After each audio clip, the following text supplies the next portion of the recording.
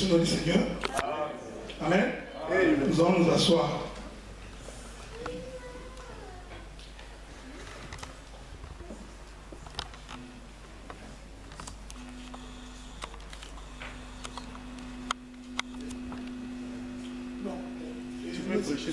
Tu peux prêcher ça au micro, frère. Sinon, ça va te déranger à tout moment. Ça, c'est une façon de dire qu'il faut tout renouveler. C'est une façon, Dieu vous dit qu'il faut tout renouveler. Amen. Nous vous saluons dans les précieux noms du Seigneur. Donc, j'ai pris la parole pour vous dire au revoir. Parce que vendredi, je rentre au Canada. Donc, c'est pourquoi j'ai demandé au pasteur Charles de me laisser des passages. Hein? Comme disent les autres, pesamos les passages. Voilà, exact. Donc, nous allons tenir debout pour lire l'Écriture. Est-ce que nous pouvons nous tenir debout pour lire l'Écriture? Genèse chapitre 6, verset 19. Nous lirons Genèse chapitre 6, verset 19. La Bible dit ceci: de tout ce qui vit, de toute chair, tu feras entrer dans l'arche deux de chaque espèce, pour les conserver en vie avec toi. Il y aura un mâle et une femelle. Amen. Que le Seigneur bénisse tout et chacun. Nous allons nous asseoir. Nous bénissons le Seigneur pour tout ce qu'il fait dans nos vies. Et nous bénissons encore une fois le Seigneur parce que nous croyons que le Seigneur est merveilleux. Amen. Amen. Il faut seulement l'expérimenter pour réaliser combien le Seigneur est bon. En tout cas, moi, dans ma vie, j'ai réalisé que le Seigneur est très bon frère.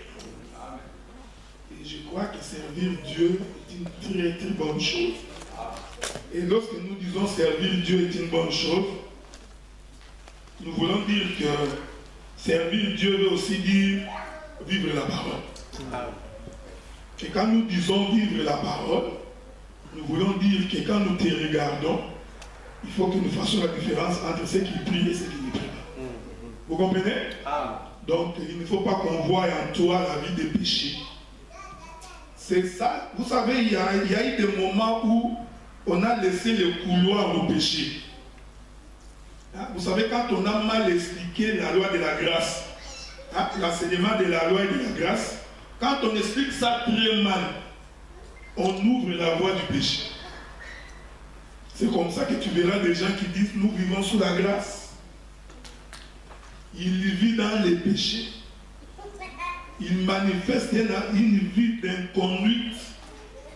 Nous comprenons que quand quelqu'un manifeste une telle vie, il n'a pas rencontré le Seigneur. Vous comprenez? Je veux dire ceci, frère, l'évangile que nous prêchons, ce n'est pas un slogan.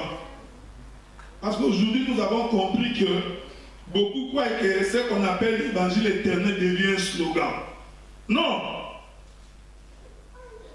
L'évangile, c'est l'explication, la compréhension de l'écriture. Et quand tu comprends l'écriture, tu vis l'écriture. Tu ne peux pas seulement comprendre et ne pas vivre, frère. Est-ce que vous comprenez? Parce qu'il faudrait que cette compréhension de l'écriture produise les fruits qui démontrent que tu as rencontré le Seigneur. C'est ça l'évangile. Et nous disons que l'évangile, ce n'est pas de la compromission.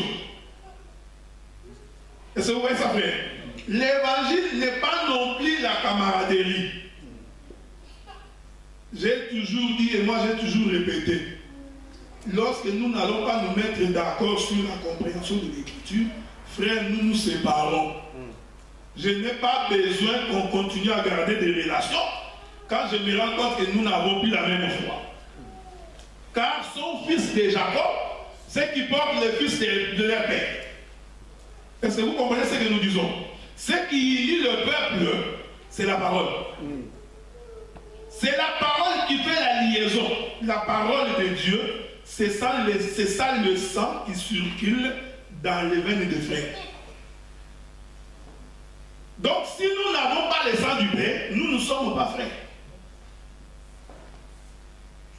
Vous savez, je me suis rendu compte que, au fur et à mesure que les années passent, les choses qu'on avait abandonnées, on commence à les reprendre. Ce qui était mauvais il y a 20 ans devient bien aujourd'hui. Tout ça parce que les gens se cachent derrière l'interprétation de l'écriture. Derrière la grâce. Ils considèrent que non, il suffit seulement de bien parler. Ah, je suis en train de vous dire au revoir. Je ne veux pas dire que je vous quitte, non. Je m'en vais au Canada. Vous comprenez? Ah, donc je parle comme quelqu'un qui s'en va. Parce que nous comprenons que si le Seigneur ne réunit pas le peuple, toute autre réunion n'est qu'un groupe de fanfarons.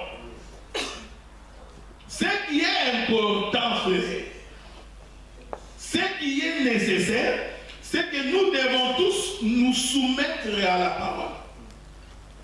Et cette soumission à la parole est à la fois valide et valable pour les fidèles que pour les ministres. Est-ce que vous comprenez ce que nous disons? Donc, on ne peut pas dire aux membres de l'église, aux croyants de vivre la parole, quand nous-mêmes, ministres, nous ne vivons pas la parole. J'ai dit ça, frère, et je le répète. Moi, je crois, telle est ma confession, que quand un ministre qui se tient ici mène une vie déréglée, nous allons voir la manifestation de ces choses dans l'Assemblée. Amen. Je le crois. Ça. Quand tu te tiens ici pour parler au peuple et que tu sais que ta vie n'est pas conforme aux choses de Dieu, frère, tu produiras dans l'Assemblée ce que tu as fait. Amen. Tu ne le verras pas peut-être aujourd'hui. 2, 3, 4, vous allez voir ça, frère. La manifestation de l'esprit qui est sur la chair se projette dans l'Assemblée. Ces choses sont spirituelles. Voilà pourquoi Dieu, avant qu'il ne t'appelle à ces choses, il faut que Dieu ait fini le travail en toi. Tu ne peux pas quand tu es encore hypocrite. Tu adores la calomnie. Tu es cupide, voleur, impudique. Quand bien même que tu interpréteras très bien l'écriture, les gens auront la sensation du feu. Mais ce feu ne produira rien. Souvenez-vous, frère, qu'un jour, Pierre est allé voir les gens en train de s'échauffer. Vous voyez ça? Il est venu s'associer également à ces feux-là. Parce qu'il faisait très froid. Mais dès qu'il s'est mis là-bas, parce que ce n'était pas ça le véritable feu. Est-ce que vous comprenez? On les regarde, on dit, toi, tu n'as pas le droit d'être ici. Mais quand le véritable feu est arrivé, ces jours-là, Pierre n'a pas relié Christ. Est-ce que vous comprenez? Il s'est mis debout. Mais ces jours-là, on doit seulement poser la question. Tu n'es pas de celui qu'on appelle de l'Église. Il dit non. On dit même ta façon de parler témoigne que tu lui appartiens. Il réunit. Mais le jour où il a reçu le Saint-Esprit, le véritable feu, ouais, frère, il s'est mis debout devant des milliers de personnes. Les mêmes pierres qui craignent. C'est pourquoi nous disons que c'est lui qui a l'esprit du Seigneur. Frère, écoutez-moi. Il y a quelque chose que je voudrais ici que cela soit clair. Parce qu'il y a peut-être beaucoup de gens qui nous ont rejoints dans cette marche en Europe, en Amérique et en Occident. Mais quand ces choses avaient commencé, c'est ce que je vous ai toujours dit. Quand vous n'êtes pas d'accord avec un prédicateur, frère, dites-le lui. Quand vous trouvez que des choses qu'il dit n'est pas conforme, que vous réalisez, ne fermez pas la bouche parce que c'est votre vie qui est en danger. C'est comme ça que nous, on avait grandi. C'est comme ça que ceux qui nous ont précédés, qui nous ont prêché l'évangile, des René là, c'est ce qu'ils nous disaient, Dieu de la chair. Frère, quand tu n'es pas d'accord, dis-moi que tu n'es pas d'accord. Mais pourquoi aujourd'hui, dire à un serviteur que je ne suis pas d'accord avec ça devient un problème? Parce que les gens veulent se couvrir derrière un vêtement pour laisser libre pour faire n'importe quoi. On a l'impression que nous sommes rentrés dans la papauté. Quand le pape dit Amen, même quand on n'est pas d'accord. Non! J'autorise les questions aujourd'hui. J'avais dit à Francis que je vais autoriser les questions. Remarquez cette chose, frère. Il y a des choses qui ne se faisaient pas. On ne pouvait, à l'époque, je le répète parce que c'est ça les bonnes choses de l'évangile. À l'époque, quand nous savions que tel frère est impudique, il vit dans une relation non saine. Frère, on t'appelait, on te disait, tu vis une mauvaise vie. On pouvait me refuser ton offrande. Parce qu'en fait, ton offrande est une abomination. Mais aujourd'hui, parce que les gens veulent à tout prix l'argent, on ferme les yeux. Tu verras dans des assemblées, on sait que cet homme ici, c'était Chekoulé. Il fait l'échec. Le pasteur sait. Cet homme vend la drogue. Tout le monde sait. Mais tout ce qu'on a besoin, c'est l'argent qui vient mettre dans les paniers. Aujourd'hui, la vie de la sainteté n'est plus une préoccupation pour l'œuvre de Dieu. Nous sommes tous plongés dans les interprétations des Écritures. Tout le monde veut avoir la connaissance. Mais la vie qui démontre que toi tu as connu Dieu, personne on n'en fait plus cas. Les hommes qu'on dit hommes de Dieu calomnient et ils trouvent que c'est correct. Il appelle, il calomnie pendant 45 minutes au téléphone. Il finit et il a la conscience tranquille. C'est parce que la vie de prière n'est plus. Quand il n'y a plus la vie de prière, vous savez, des fois, ça fait plaisir de sortir pour aller voir ailleurs. Quand on va ailleurs, des fois, on réalise que mais on va trop vite. Il y a des choses élémentaires. Je peux me poser la question, qui d'entre vous, pendant les 3 derniers mois, a eu le temps de confesser ses péchés? Votre conscience est en train de vous parler.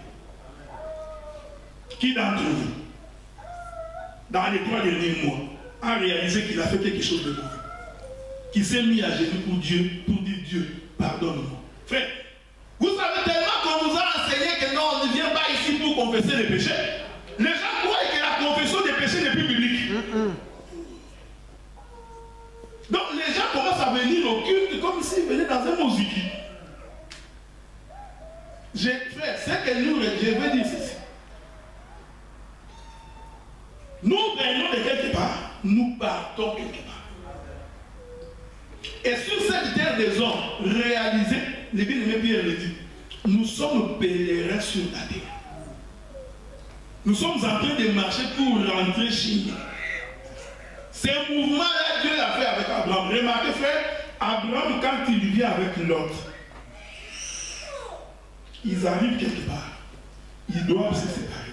La séparation d'Abraham avec l'autre, c'est la séparation du Fils avec l'éternité. Vous allez remarquer que l'autre va aller à Sodome et Gomorrhe.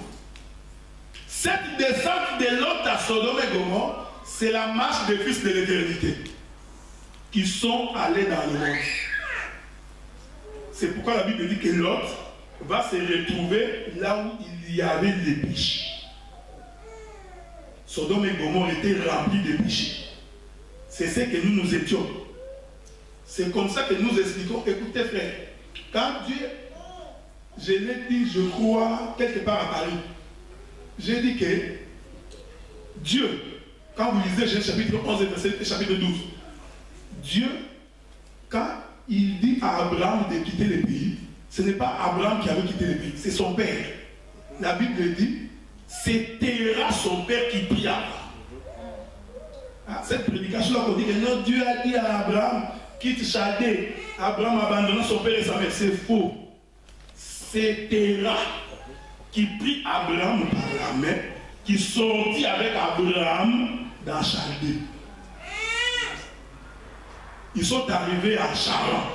Quand ils sont arrivés à Charan, Terah va mourir. C'est alors que maintenant Dieu dira à Abraham, maintenant traverse. va à Canaan. Mais Chaldée, Terah, le père, prit Abraham. Ça explique le mouvement de l'éternité.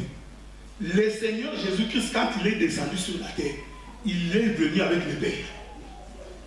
Voilà pourquoi il disait tout le temps, qui m'a vu, a vu le Père. Qui m'a vu, a vu le Père. Mais sur la croix, ces jours-là, le Père a abandonné le Fils. Est-ce que vous voyez ça? C'était le seul jour où Christ va crier, mon Dieu, mon Père. Pourquoi?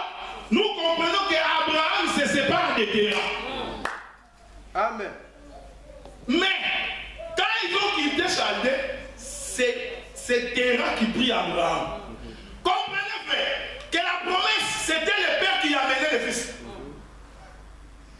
Ils sont arrivés à Charan. À Charan, Terah va mourir. Maintenant, quand Terah meurt, alors Dieu maintenant dit, Abraham maintenant traverse, va à Canaan. Or, écoutez, la mort de Terah explique la séparation du Père avec le Fils. Est-ce que vous voyez ça? La séparation du Père avec le Fils. Quand le Père quitte le Fils, alors le Fils nous fait traverser. C'est pourquoi Golgotha va être le lieu où le Fils et le Père se séparent. Alors le Fils nous fait traverser de l'autre côté. Car Golgotha, c'est le Jourdain qui nous fait traverser Canaan. Car tu ne peux pas entrer à Canaan si tu ne traverses pas Jourdain. Est-ce que vous voyez ça? C'est pourquoi quand Moïse a marché avec les enfants d'Israël, il arriva au Jourdain, il monta à la montagne et regarda Canaan de l'autre côté. Il dit à Josué, moi je vais m'effacer ici pour que toi tu fasses traverser le peuple. Donc Josué, lui, il vient faire traverser le peuple, mais pour traverser, il faut dépasser le Jourdain. Écoutez frère, il y a deux choses qui se passent ici. Israël a fait deux traversées. La première traversée, c'est la mer Rouge. La deuxième traversée, c'est le Jourdain. Or, écoutez, vous allez comprendre que la première traversée explique le fait que nous qui étions dans le monde, nous quittons le monde. Maintenant, nous commençons la marche dans les déserts. Tu as cru au Seigneur, tu as traversé la mer Rouge. Tu fais la marche. Mais il y a encore une autre traversée qui vient. C'est le Jourdain pour entrer en Canaan. Ça explique l'enlèvement. Quitter la terre et aller de l'autre côté. La marche de tout enfant de Dieu répond à ces deux choses. Premier élément, tu quittes l'Égypte. Tu traverses la mer Rouge. Tu abandonnes la vie du péché. Est-ce que tu vois ça? On a coupé les cordons ombilicaux qui étaient liés à l'Égypte. Car la mer Rouge, c'est là où Dieu coupe les cordons.